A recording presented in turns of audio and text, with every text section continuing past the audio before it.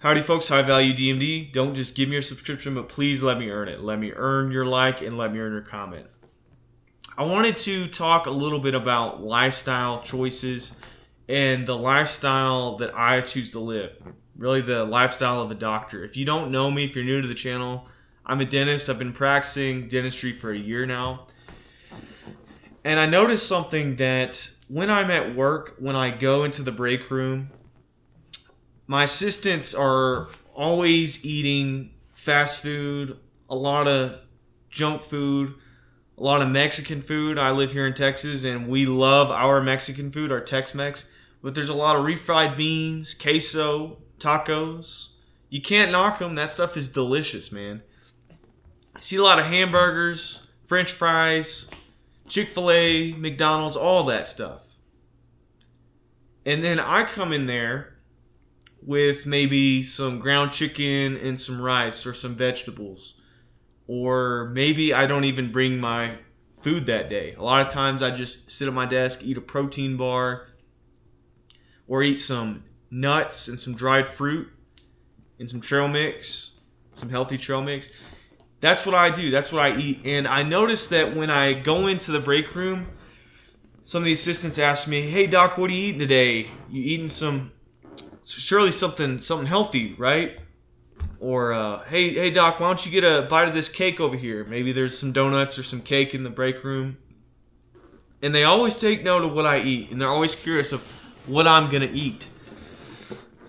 And there's a point to this. There's some underlying psychology behind this. Essentially, the life of really successful people, the people who make a lot of money, the people that are in good shape, that are healthy, that are really motivated type A people, typically we have everything dialed in. And one thing of that you can see evidently is what you eat. I'm surrounded by doctors all the time, and not everybody is exactly like this, but in general, doctors eat pretty healthy. All right. Especially the younger generation that are into the whole working out and stuff. But our whole life we have been striving, do well in college, get into dental school, get into medical school, and do the best that we can there. Get out and make as much money as you can and do the best care you can for your patients. Save your money, invest your money. Now that part, not every doctor is very disciplined in. I am though. And so all of these lifestyle attributes, it culminates in literally what you see in front of somebody, what they're eating. I'll be honest, man. Some of the assistants in my clinic, they're overweight. They don't work out as much as they should. They don't watch what they eat.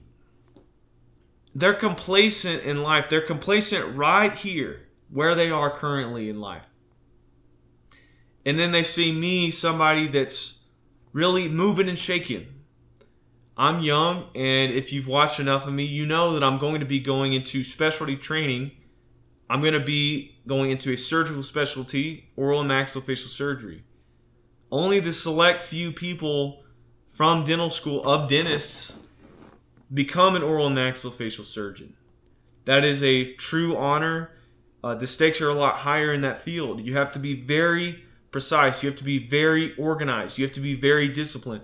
You have to be willing to put in so much work, hours and hours. You have to be able to get up early every day. Get into your office at 5:15, ready to go, rounding on patients. You have to be able to stay late and get up in the middle of the night to go see trauma call. You have to have everything dialed in to be successful, in my opinion. I've seen other doctors do the same thing. I really picked up on a lot of the meal prepping stuff from a guy I went to dental school with. He was in shape. He cared about his body. He exercised regularly. He cared about being the best version of himself every single day. And what do you know? The dentists in my class, the dental students who maybe didn't do so hot in school, look at other aspects of their life, man. They weren't dialed in. They ate like garbage. Okay? They didn't care about their physical appearance. Sorry, it is what it is. There's a couple of them that are going to be old cat ladies when they're older. And they're going to be miserable, man. They're not dialed in. And so really this video is to try to teach you something. To try to teach you that the most successful people out there do not slack in all aspects of their life. They're really trying to improve themselves in everything they do. And you're going to see it in little things. Just how they dress, like the shoes that they wear, the way they carry themselves.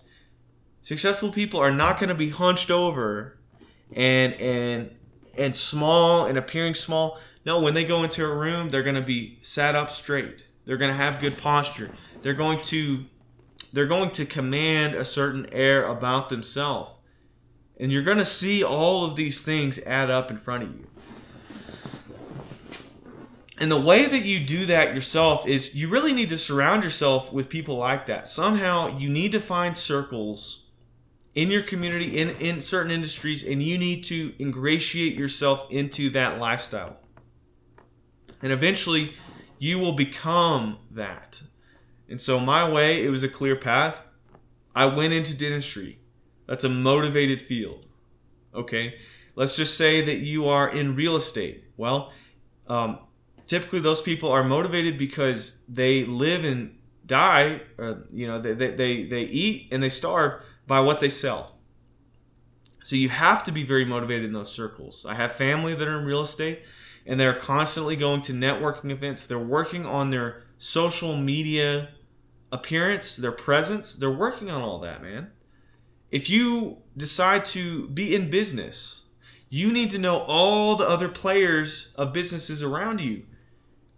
If you're a business owner in, let's just say, let's just say that you sell furniture for a living. Well, you need to know people that are also in maybe the plumbing business. You need to know people in the construction business. You need to know those real estate people. You need to have all of these people to network with. Maybe so you get referrals to sell furniture, to elevate yourself into that next step. You could go on and on and on. In every business, right? You need to have that network. And so I hope that you can look at me as somewhat of an example. And guys, I'm not even the most successful person out there, right? I'm still trying to build myself. I'm trying to work on myself each and every day. I'm not a multimillionaire. Okay, I'm just getting started. There's tons of people on social media that paint themselves as this high-rolling person, that they've got it all together, they've got all these cars, these nice things, and maybe they're lying, maybe they're telling the truth. Most people on the internet are just blowing a bunch of smoke. Okay, I am just a person that you can see as the weeks go by, as the months go by, as the years go by. You're going to see me organically get better, so to speak, become more successful.